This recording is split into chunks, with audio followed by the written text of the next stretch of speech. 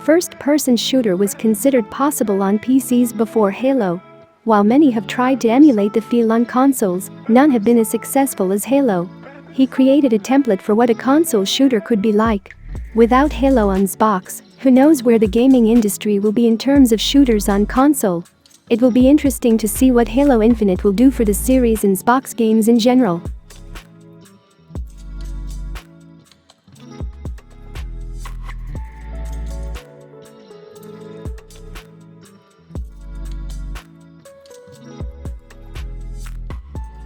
Call of Duty is an example of a series that has Halo to thank. Call of Duty has continued on the path opened by Halo, a series that all changed when this fourth main entry was released. The RPG elements to the leveling system really made it shine. The campaign was also praised, but the multiplayer is really what other games have noted.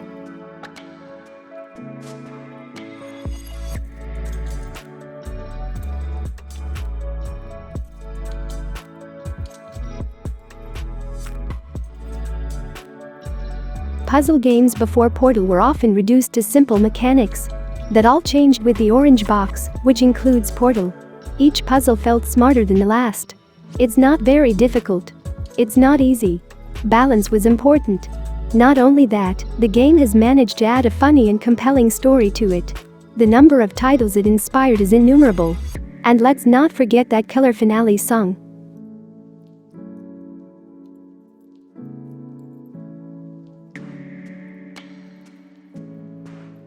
The idea of a stealth shooter didn't come up with Gears of War. Before that, there was the well-rated Kill Switch in 2003, but it never beat the first game. Gears of War is therefore often seen as the popularizer of creating the cover shooter explosion. Strangely enough, the only fix that many developers didn't copy was the active reinstall. This should have become even more important after the Xbox 360.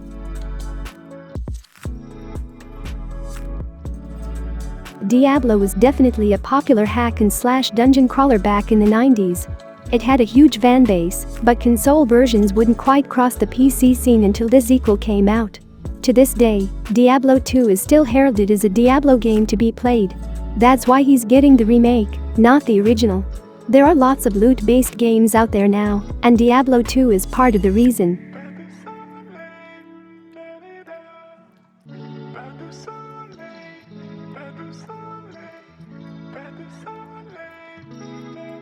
MMOs existed before World of Warcraft, but nothing in the genre's history has exploded like this. It was so successful that for the next 10 years everyone apparently wanted to monetize that luscious MMO income. Most have failed, but some have found success. Still, no game has ever surpassed WoW and never will.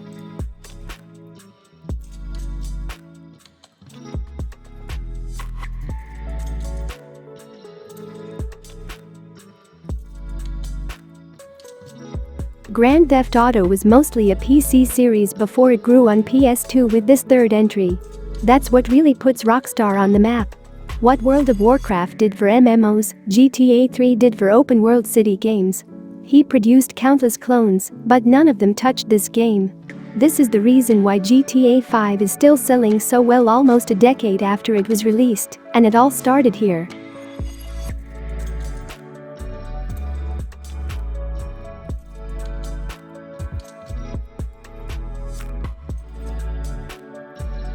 Outside of the arcade experience, there are plenty of series to thank for bringing the music genre into the living room. Some were better than others, but Guitar Hero is as good a starting point as any on PS2. One of the dreams of many people is to be a rock star. This game brought that idea to life with an amazing soundtrack that keeps getting better in sequels or spin-offs. It was a big blooming frenzy, but it eventually fell out of tune.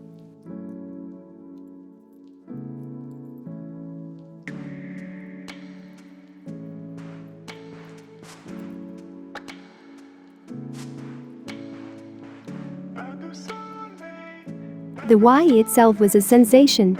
Gesture controls existed before the console came out in 2006, but the Wii definitely made them more intuitive. Even grandparents could have given up on the Wii. This mass appeal has helped the console achieve such success.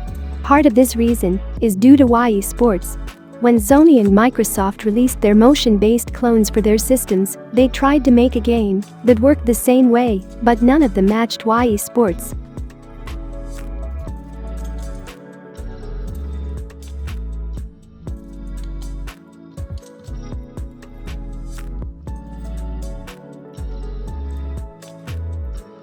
Indie games are now as commonplace as AAA games, but not so long ago the idea of indie developers was almost gone. Enter Cave Story, where a creator, Daisuke Maya, can change everything. It didn't kind of arouse like other titles here. It was bigger than that. Cave Story paved the way for an indie movement, which made its way back in 2004 entirely.